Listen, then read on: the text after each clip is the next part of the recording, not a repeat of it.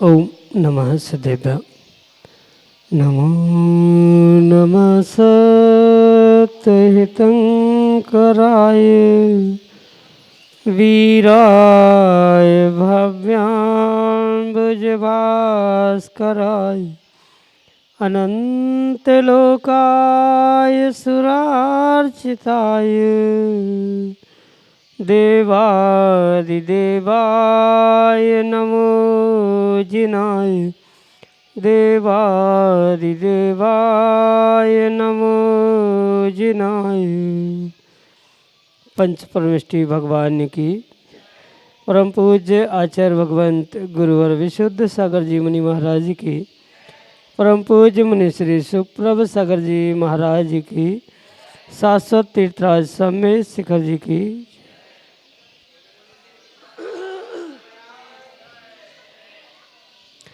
समीचीन विकल्पों का सम्यक समाधान, सम्यक ज्ञान की वह चिर परिचित अनूठी विधा जिसके माध्यम से हम अपने ही मन के अनेकानेक समीचीन विकल्पों का सम्यक रूप से समाधान आगम के परिप्रेक्ष्य में प्राप्त करके अपने मन को निर्विकल्प बनाने का पुरुषार्थ करते हैं, क्योंकि मन की निर्विकल्पता ही आत्मा का वास्तविक सुख है।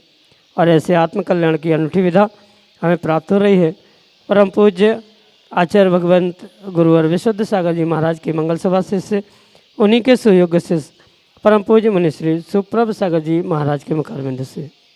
और इस सम्यक समाधान में कुछ विशेष इसलिए कि जहाँ से अनंत सिद्ध भगवंतों ने निराकुलता को प्राप्त किया, ऐसे उस शाश्वत तीर्थ सम्यक शिखर की तलहटी से आपको यह सम्यक समाधान प्राप्त हो रहा है।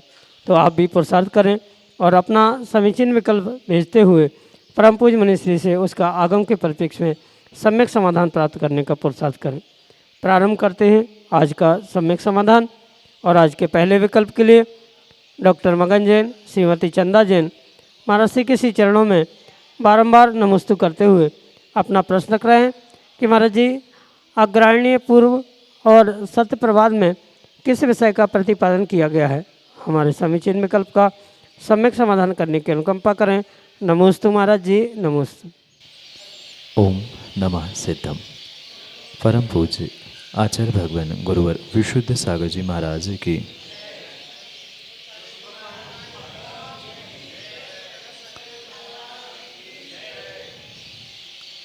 द्वादशांग रूपी श्रुत ज्ञान के जो 12 अंग कहे गए, उन 12 अंगों में से 12वां अंग दृष्टिवाद अंग स्वीकार किया गया, जो कि दृष्टिवाद अंग 5 प्रकार से आचार्य भगवंतों ने समझाया है।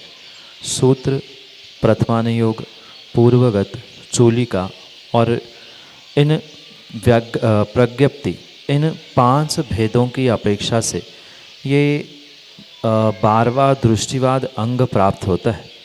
और उसमें से जो 14 विभागों में विभाजित है या 14 पूर्व रूप जिसे स्वीकार किया जाता है, वह पूर्वगत उस द्वादशांग दृष्टिवाद का ही एक अंग है, भेद है। और उस 14 भेदों में से एक भेद आचार्य भगवंत ने अग्राह्य पूर्व और एक सत्य प्रवाद पूर्व की अपेक्षा से कहा, क्योंकि वह 14 भेद 14 प्रकार के नामों से प्राप्त होते हैं।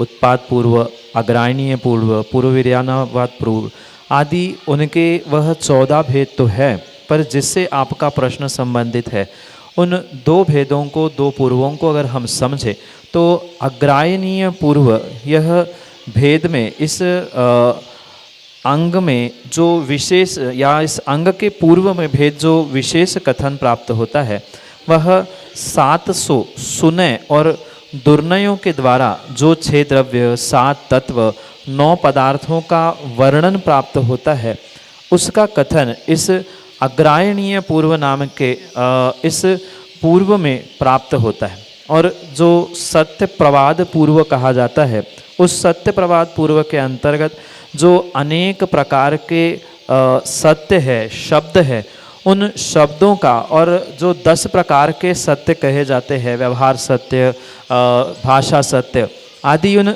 10 प्रकार के सत्य वचनों का वर्णन जिसमें प्राप्त होता है वह सत्य प्रवाद नाम का पूर्व है। ये सामान्य रूप से समझना द्वादशांग का अंतिम अंग दृष्टिवाद अंग उसके 5 भेद उस 5 भेदों में से एक पूर्वगत के 14 भेद 14 भेदों में से एक आग्रायणीय पूर्व और एक सत्य प्रवाद पूर्व अग्रायणीय में 700 सुनय दुर्नय के माध्यम से तत्वों का द्रव्यों का कथन और सत्य प्रवाद में सत्य शब्द का सत्य 10 प्रकार के शब्दों का कथन करते हुए विशेष व्याख्यान प्राप्त होता है। यही आपके लिए सम्यक समाधान। शुभम जैन छोटू तिलकगंज सागर मध्य प्रदेश से अगले समीचीन विकल्प के लिए। गुरुदेव के चरणों में बारंबार नमोस्तु नमोस्तु नमोस्तु। गुरुदेव मेरा प्रश्न यह है कि हमें जाप क्यों करना चाहिए? अगर जाप किसी फल प्राप्ति की इच्छा या इच्छा प्राप्ति की हो तो उसे कैसे करना चाहिए? कृपया सम्यक समाधान दें। जिस फल की प्राप्ति की इच्छा है उस फल की प्राप्ति के अनुसार जाप का प्रकार जाप माला के साथ साथ जाप माला का रंग वस्त्रों का रंग दिशा का निर्धारण ये सब कुछ किया जाता है। क्योंकि इसके विषय में आगम में आचार्य भगवंतों ने बहुत सारा व्याख्यान लिखा हुआ है कि किस कार्य की सिद्धि के लिए किस प्रकार की मालाओं के रंगों का प्रयोग करना चाहिए। जैसे सुख समृद्धि और शांति के लिए सफ़ेद वस्त्र के साथ सफ़ेद माला फेरने से ही सुख समृद्धि को जीव प्राप्त करता है। इसके अलावा भी बहुत सारा कथानक इस विषय में मिलता है कि पूर्व दिशा में घी का दीपक लगाने से सुख शांति प्राप्त होती है। किस प्रकार के ईंधन से मतलब सरसों के तेल का दीपक लगाने से क्या फल मिलता है, मूंगफली के तेल के दीपक से क्या फल मिलता है, इसका बहुत बड़ा विस्तार से व्याख्यान आगम ग्रंथों में किया है। क्योंकि इतना पर्याप्त समय नहीं है कि एक एक कार्य की सिद्धि के लिए एक एक फल की सिद्धि के लिए एक एक का कथन किया जाए। आप प्रत्यक्ष रूप से गुरु भगवंत के पास पहुंचकर अपने इच्छित फल के लिए मार्गदर्शन प्राप्त करें। जीवन में सफलता प्राप्त करने के लिए, धन संपत्ति प्राप्त करने के लिए, अन्य भी लौकिक और पारलौकिक प्रत्येक कार्य के लिए दिशा का, वस्त्रों का, आसन का, माला का, सबका जो विशेष कथन प्राप्त होता है उसको प्रत्यक्ष गुरु से ही समझने की आवश्यकता है। क्योंकि कौन से फल के लिए किसको किस प्रकार से माला या जाप देना है ये सब कुछ गुरु और आगम पर निर्धारित हुआ करता है। सामान्य रूप से आगम ग्रंथों में भी इसका वर्णन मिलता है। जैसे यशाकीर्ति, धन संपत्ति आदि के लिए उन लाल माला का प्रयोग करते, लाल आसन, दिशा आदि सब कुछ उसके विषय में लिखा है। पीले वस्त्रों का अलग महत्व कहा है, हले, काले, नीले इन सभी वर्णों का प्रयोग करने से उसकी सिद्धि भी अलग अलग कही है। पंचरंग के माला या पंचरंग के वस्त्रों के निमित्त से विशेष सिद्धि कही है। साथ में काले वस्त्रों से भी माला पहन के माला फेरने से या काली माला से भी माला फेरने से, काले रंग की माला से फेरने से उसका अलग फल कहा है। पर सामने वाला किस फल के उद्देश्य से कार्य कर रहा है, उसकी कार्य की सिद्धि किस अपेक्षा से है, ये समझते हुए रंग, दिशा, वस्त्र आदि का निर्धारण किया जाता है। सामान्य रूप से सबके लिए जैसे एक समान दवाई नहीं होती है भले ही मेडिकल वही है पर डॉक्टर से पूछकर ही दवाई लेने से वह असरदार होती है। बिल्कुल ऐसे ही आगम में सब कुछ लिखा होने पर भी वह किन कारणों से आपको क्या सिद्ध करना है, किस फल की प्राप्ति करनी है, वह प्रत्यक्ष गुरु से पूछे और गुरु के मार्गदर्शन पर ही इनका प्रयोग करे। अपने मन से कोई भी कार्य ना करे, अन्यथा विपरीत फल की भी सिद्धि होने की संभावना है। यही आपके लिए सम्यक समाधान। सागर मध्य प्रदेश से यश जैन अगले समीचीन विकल्प। महाराज जी, मेरी शंका ये है कि आज के समय में इतने मंदिर बनते जा रहे हैं, आगे आने वाली पीढ़ियाँ, यूथ जिनको के बोलते हैं, तो वो कैसी मतलब मंदिर में अभिषेक नहीं होगा, अब तो उनको रुचि नहीं रहेगी, तो महाराज जी क्या होगा आने वाले समय में? ये तो परम सत्य है कि वर्तमान की ही पीढ़ी अभिषेक, पूजन, प्रक्षाल आदि क्रियाओं में बहुत कम इंटरेस्ट ले रही है और आने वाले समय में तो शायद इससे 2-4-10% ही युवा या यूथ इस कार्य से जुड़ेगी, ये सत्य। पर इसका मतलब ये नहीं है कि कोई होने वाली क्रियाओं को रोका जाए। ये भी बात मैं स्वीकार करता हूँ कि आज दिन ब दिन मंदिरों की, वेदियों की, भगवानों की संख्या तो बढ़ती जा रही है, पर जितनी संख्या में ये मंदिर, वेदी आदि बढ़ रहे हैं, उतनी संख्या में पुजारियों की संख्या बढ़ते हुए नहीं देखने में आ रही। इस कारण से ये विचारणीय प्रश्न तो ज़रूर है, पर इसका मतलब ये नहीं है कि हम कहीं प्रतिष्ठित होने वाले भगवान या वेदी पर विराजमान होने वाले बहुसंख्या भगवान की प्रतिमाओं का, पंचकलणक आदि का निषेध करें। अगर हम सर्वथा निषेध करेंगे तो वर्तमान में भी जो हमें पुरातत्व के रूप में इतने विशाल विशाल मंदिर या कई वर्षों से जो भूगर्भ से हमें प्राचीन प्रतिमाएं प्राप्त हो रही है, तो वह इतिहास नहीं होता। हमारे बुजुर्गों ने भी अगर यही सोचा होता कि आने वाली पीढ़ी अभिषेक करने वाली नहीं होगी तो क्या होगा, पूजा करने वाली नहीं होगा तो क्या होगा, अगर ऐसा सोचकर उन्होंने पूर्व ज़माने में, पूर्व काल में इतने विशाल मंदिर, इतने विशाल जिनबिंब अगर विराजमान नहीं किए होते, तो आज भूगर्भ से हमारा पुरातत्व, हमारा इतिहास जीवंत होते हुए नहीं देखने में आता। इसलिए ये सत्य है कि पुजारियों की भी संख्या बढ़नी चाहिए, युवाओं को आगे आते हुए प्रतिदिन पूजन, अभिषेक, और प्रतिदिन नहीं, कम से कम हफ्ते में 1-2 दिन तो अभिषेक पूजन का संकल्प करना चाहिए। पर माना कि किन्हीं कारणों से कहीं क्षेत्रों में ये व्यवस्था बन ही नहीं रही है, तो इसका मतलब ये नहीं है कि भगवान रखने का निषेध किया जाए।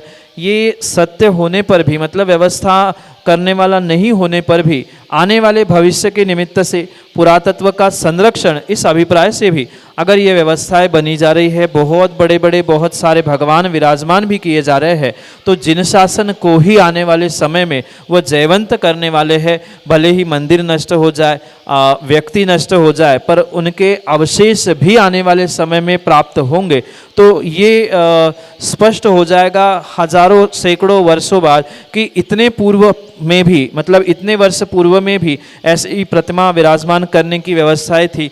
माना कि किसी की प्रशस्ति पढ़कर, मतलब भगवान के नीचे जो नाम आदि लिखे रहते हैं उनको पढ़कर किसी के भाव हो गया, अरे ये हमारे दादाजी ने विराजमान किया था, हमारे किसी पूर्वजों ने विराजमान किया था, हमें भी धर्म करना चाहिए, हमें भी भगवान विराजमान करना चाहिए। अगर ऐसे भाव किन्हीं आने वाली पीढ़ी के हो गए और उन्होंने जिन शासन को जीवंत किया, जयवंत किया, या उस मंदिर से, उस क्षेत्र से जुड़ने का प्रयास किया, अरे ये तो मूल नायक हमारे पीढ़ियों के हैं, हमारे बुजुर्गों के हैं, तो हमें मंदिर की रक्षा करनी चाहिए। वे पूजा पाठ करे नहीं करे, पर जिन शासन की रक्षा करने के भाव कम से कम बुजुर्गों के नाम के खातिर तो वे अवश्य ही करेंगे। इसलिए इसका निषेध ना करते हुए आने वाले समय में उन युवाओं को पुनः पुनः प्रोत्साहित करने की आवश्यकता है, जिन शासन को जीवंत करने के लिए पूजा पाठ के साथ इन व्यवस्थाओं के साथ जुड़ते हुए उनकी सुरक्षा भी करना परम आवश्यक है।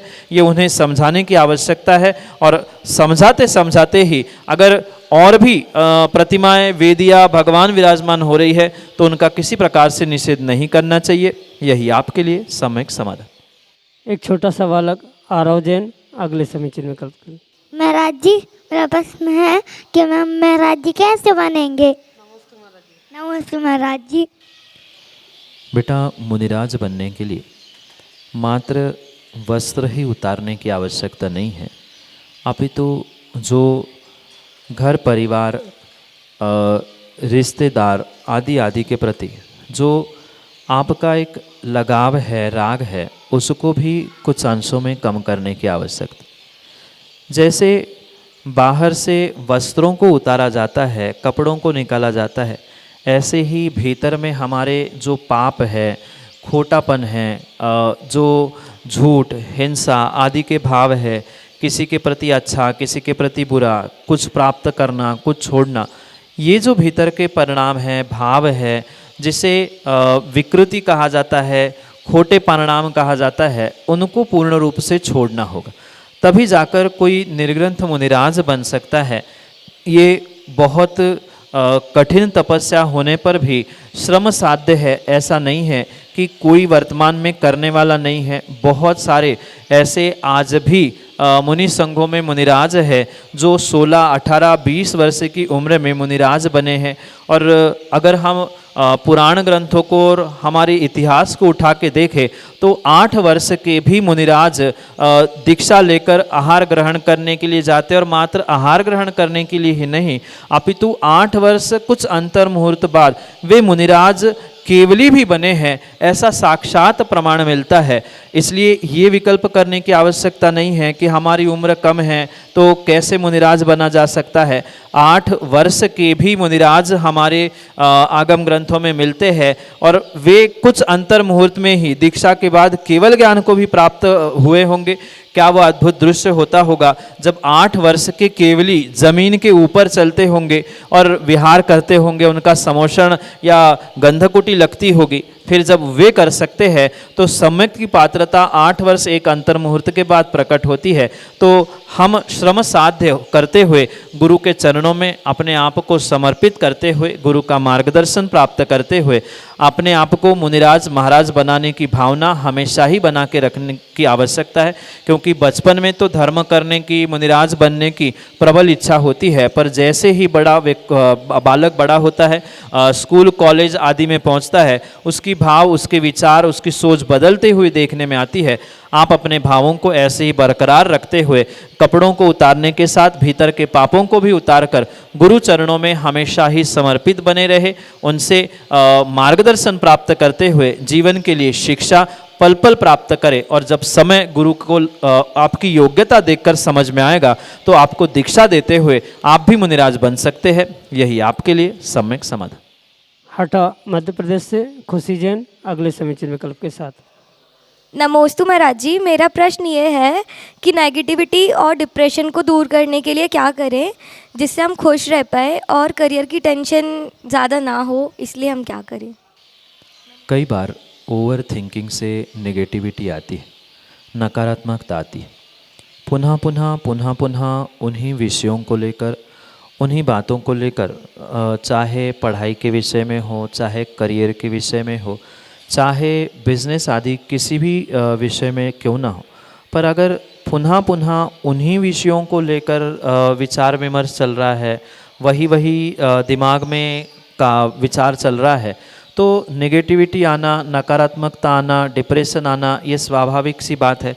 क्योंकि जो डिप्रेशन है वह भीतर में चलने वाले विचारों से उत्पन्न होने वाला जो टेंशन है, वही टेंशन जब पुनः रिकर होता है, यानी पुनः आगे बढ़ता है, वही टेंशन डिप्रेशन ही आने वाले समय में आत्महत्या आदि बहुत सारे प्रॉब्लम्स को फेस करने वाला हो सकता है। इसलिए जैसे ही हमें समझ में आ जाए कि किसी विषय को लेकर मेरे भीतर नकारात्मकता, नेगेटिविटी आ रही है, तो उस विषय के बारे में सोचना बंद करना होगा। क्योंकि ये पहला सत्य समझे कि आपके सोचने से कभी भी कुछ अच्छा बुरा होने वाला नहीं है। और अगर हम प्रभु और गुरु को मानते हैं और अपने जीवन में सकारात्मकता प्राप्त करना चाहते हैं, तो जिनके पास पॉजिटिविटी है, जो सकारात्मकता से भरे हुए हैं, उनके पास पहुंचने की आवश्यकता है। क्योंकि कई बार ऐसा होता है सामान्य जनों के साथ, मतलब सबके साथ रहते हुए पुनः दिमाग में वही आता है। क्योंकि सभी संसारी जीव लगभग नेगेटिविटी से भरे हैं, कोई टेंशन, कोई डिप्रेशन उनके भीतर रहता ही है। और ये स्वाभाविक सी बात है, जिनके साथ रहेंगे भाव और परिणाम वैसे ही होते हैं। इसलिए जिनके पास सकारात्मक ऊर्जा है, जैसे तीर्थंकर प्रभु की प्रतिमा है, निर्ग्रंथ मुनिराज है, उनकी सकारात्मकता उनके समीप पहुंचकर ग्रहण करने की आवश्यकता है। जब भी हम बहुत डिप्रेशन में जाते हैं, बहुत तनाव से परेशान होते हैं, तो कभी ना कभी गुरु के दर्शन करते हुए, प्रभु के पास एकांत में बैठते हुए अपनी पूरी नकारात्मकता को, नेगेटिविटी को वहाँ बाहर करने की आवश्यकता है, और उनसे जो मिलने वाली ऊर्जा है, उनसे जो मिलने वाली सकारात्मकता है, उसे ग्रहण करने की आवश्यकता है। माना कि हर समय गुरु और प्रभु के पास हम पहुंच नहीं पा रहे, तो उस समय नकारात्मकता को दूर करने के लिए आपने जो जीवन में कभी अच्छा किया होगा, अच्छे करते समय आपके जो बहुत अच्छे भाव हुए होंगे, कभी कभार ऐसा होता है कि मुनिराजों को आहार देते हुए, अभिषेक पूजन देखते हुए या कहीं क्षेत्रों की वंदना करते हुए बहुत गदगद भाव होते हैं। और मैं तो कहता हूँ धार्मिक ही नहीं, अपितु मित्र परिवार के साथ भी कभी आप एंजॉयमेंट करते समय जो आपके बहुत अच्छे भाव हुए थे, बहुत अच्छे विशुद्ध परिणाम हुए थे, उन दिनों को याद करने से भी, उन तस्वीरों को, उन फोटों को देखने से भी कभी कभार हमारी नेगेटिविटी दूर हो सकती है। पर सत्य तो यही है, उन निमित्तों से दूर होने की आवश्यकता है। मतलब जिन कारणों से, जिन व्यक्तियों से मेरे भीतर नकारात्मकता आ रही है, उस नकारात्मकता को दूर करने के लिए हम उन व्यक्तियों से, उन स्थानों से, उन क्षेत्रों से अलग होकर जिनके पास सकारात्मकता हमें मिल सकती है, पॉजिटिविटी मिल सकती है, उनके पास पुनः पुनः पहुंचने का प्रयास करें। जो अच्छे कार्य जीवन में हमने किए थे, जिसे हमने वास्तव में एंजॉय किया था, उनको पुनः पुनः स्मरण करते हुए पुनः उन विषयों पर ज़्यादा दिमाग ना लगा के हुए आगे बढ़ने का प्रयास करें। क्योंकि सोचने से, विचार करने से कार्य की सिद्धि नहीं होती, अपितु पुरुषार्थ करने से और अपना पुण्य बढ़ाने से होती है। पुनः पुनः एक ही विषय में सोचने से, नकारात्मकता से पुण्य भी क्षीण होता है, पुरुषार्थ भी हीन हो जाता है। इसलिए पुरुषार्थ करें, पुण्य बढ़ाए, अपने आप कार्य की सिद्धि होती रहेगी। और अगर हमें देव और गुरु प्रभु पर श्रद्धा है, तो सब उनके जिम्मे छोड़ते हुए, वे भले ही कुछ ना करें, पर उनके श्रद्धा से मेरा सब जीवन का काम अच्छा हो सकता है। इसलिए उन पर श्रद्धान करते हुए पुरुषार्थ और पुण्य बढ़ाने का प्रयास करें। यही आपके लिए सम्यक समाधान। अंशिता जैन, सागर, मध्य प्रदेश से अगले समीचीन विकल्प के लिए। तो महाराज जी, मेरा यह प्रश्न है कि द्रव क्यों चढ़ाते हैं और उसका क्या फल होता है? ये बात तो आपको बहुत अच्छे से पता होगी कि तीर्थंकर भगवान को या गुरु को, जिनवाणी को जब भी हम नमस्कार, विनय, दर्शन आदि करने जाते, वहाँ उन 8 द्रव्यों के माध्यम से ही उनकी पूजा या उनके लिए अर्घ्य चढ़ाया जाता। इन 8 द्रव्यों के पीछे बहुत बड़ा रहस्य आचार्य भगवंतों ने कहा है कि जो ये जल, चंदन, अक्षत, पुष्प, चरु, दीप, धूप और फल रूपी 8 द्रव्य कहे हैं, इन 8 द्रव्यों के समर्पण के माध्यम से हम 8वीं भूमि जो सिद्धशिला मोक्ष के रूप में प्राप्त होती है, वहाँ तक पहुँचने का अभिप्राय है। अगर आपने पूजा के द्रव्यों के बारे में थोड़ा सा भी गौर किया होगा तो उनकी संख्या 8 है, ना कम है ना ज़्यादा है। जल से लेकर फल तक जो ये 8 द्रव्य है, ये 8 इसी के निमित्त है कि जो 8वीं भूमि, 7 भूमियों नरकों की कही गई और 8वीं भूमि सिद्धालय की कही जाती, तो हम भी उस शाश्वत सुख को प्राप्त करें, इस अभिप्राय से 8 द्रव्यों को चढ़ाते हुए हम उस अष्टम वसुधा, 8वीं पृथ्वी को, ईशत प्रागभार पृथ्वी को प्राप्त करें। इसी कारण से भगवान के सामने ये 8 द्रव्य चढ़ाए जाते। आपका ये भी प्रश्न हो सकता है 8 तो ठीक है, पर द्रव्य ही क्यों चढ़ाना? हम बिना द्रव्य चढ़ाए भी भगवान के पास जाते हैं। पर ऐसा कहा जाता है कि गुरु और प्रभु के पास कभी भी खाली हाथ नहीं जाया जाता, क्योंकि हमें अगर गुरु प्रभु से कुछ चाहिए तो हमें पहले कुछ समर्पित भी तो करना होगा। अगर हमारा समर्पण ही नहीं है, हमें कुछ दे ही नहीं पा रहे हैं, तो हम प्रभु और गुरु से क्या ले सकते हैं? इसलिए पहले जो हमारे पास उत्कृष्ट से उत्कृष्ट द्रव्य है, उस उत्कृष्ट से उत्कृष्ट द्रव्य को प्रभु और गुरु के चरणों में मैं समर्पित करूं। श्रावक का लोभ कषाय का विसर्जन हो, ये दूसरा कारण भी द्रव्य समर्पित करने के साथ साथ हुआ करता है। क्योंकि अगर हमारी लोभ कषाय कम नहीं होंगी तो हम किन कारणों से और किन उद्देश्यों से किसको कैसा प्राप्त कर सकते। इसलिए ये समझे कि 8वीं पृथ्वी प्राप्त करने के लिए 8 द्रव्य चढ़ाए जाते हैं। गुरु प्रभु के पास कभी भी खाली हाथ नहीं जाया जाता है। और तीसरी बात, उन द्रव्यों को मतलब समर्पित करने से चाहे 8 द्रव्य हो, कभी कभार नहीं है तो एक आध फल वगैरह भी चढ़ाकर हमारी भक्ति प्रदर्शित हो। साथ में हम कुछ प्राप्ति की इच्छा रखते हैं तो हमारी लोभ कषाय का समर्पण हुए बिना, लोभ कषाय का उपशम हुए बिना, लोभ कषाय नष्ट हुए बिना किसी प्रकार से हम कार्य की सिद्धि नहीं कर सकते हैं। इन्हीं कारणों से हम प्रभु और गुरु के चरणों में द्रव्य चढ़ाकर ही नमस्कार, विनय, दर्शन आदि क्रियाओं को करते हैं। यही आपके लिए सम्यक समाधान।